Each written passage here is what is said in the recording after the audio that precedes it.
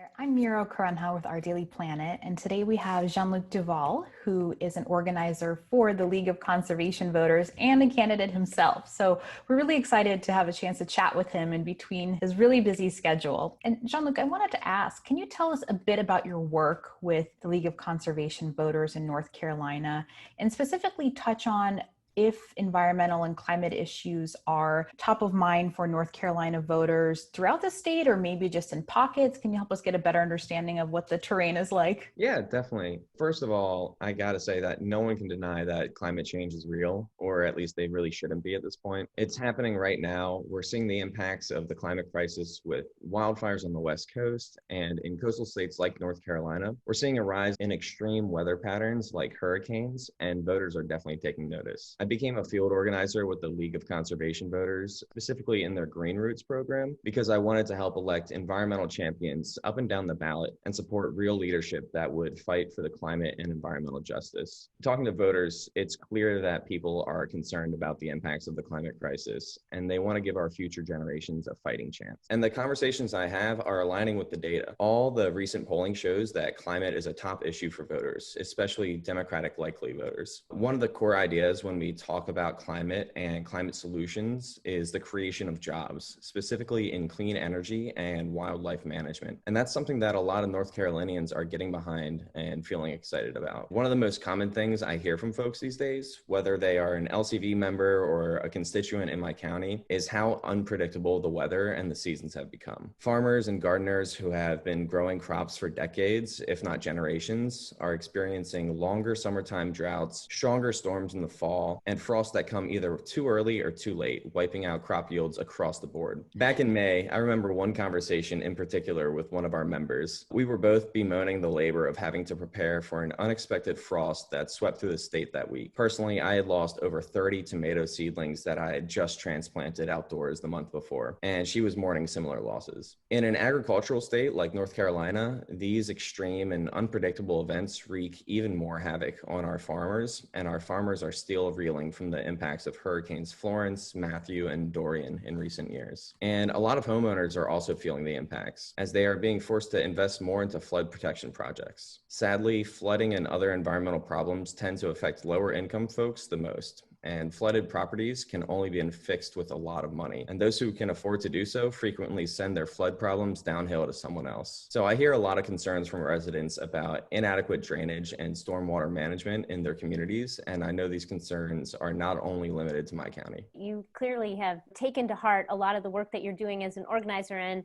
I'd love to know what caused you to want to run for office yourself, and what are you running for, and sort of what's your platform? Right, yeah.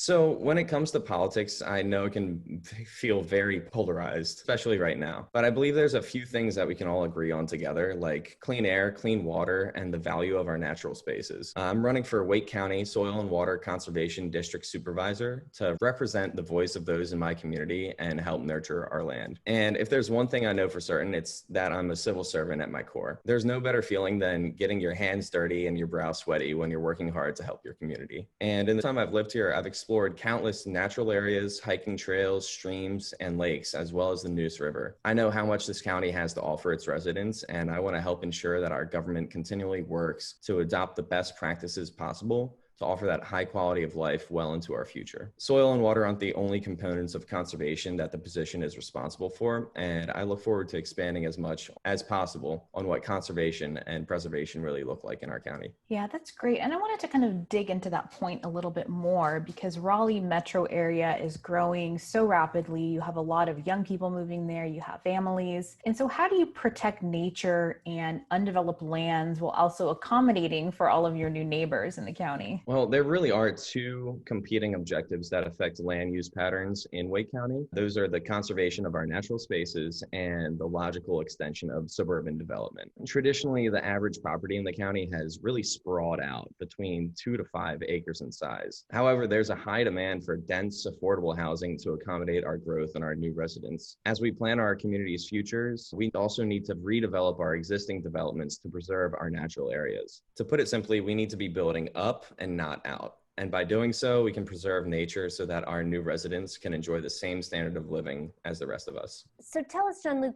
what advice would you have for other young people who want to run for office? I really think it's so admirable that you're diving in, or if they want to just get involved in conservation and climate change issues on the ground in their communities. What advice would you give them? Well, the first thing I would say is that you're never too young and no act is ever too small. I got started in the environmental movement after watching An Inconvenient Truth with my family. And I was horrified by what I saw and the implications of climate change. That's when I wrote my first letter to one of my elected officials. He was a state senator in the legislature. And the letter asked him to focus on addressing climate change at the state level due to a lack of concentrated national response. However, the reply I got from him was a very wordy no. The senator prioritized economic gain over a proactive response to preparing our state for the impacts of climate change. But from there, I started volunteering and educating myself, attending community workshops and getting to know my neighbors, and now I'm running for office. So my advice is keep showing up,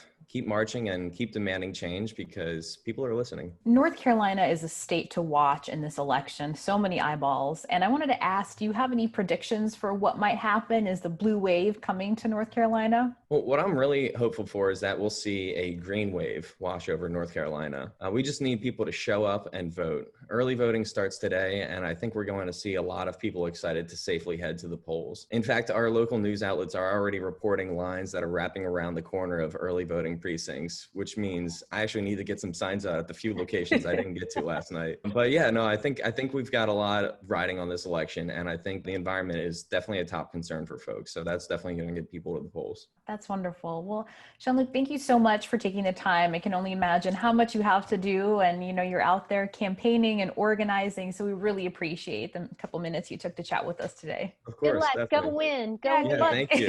Thank you so much. I really appreciate you. it. It was wonderful talking with you all and meeting you. Appreciate it. Good luck. All right.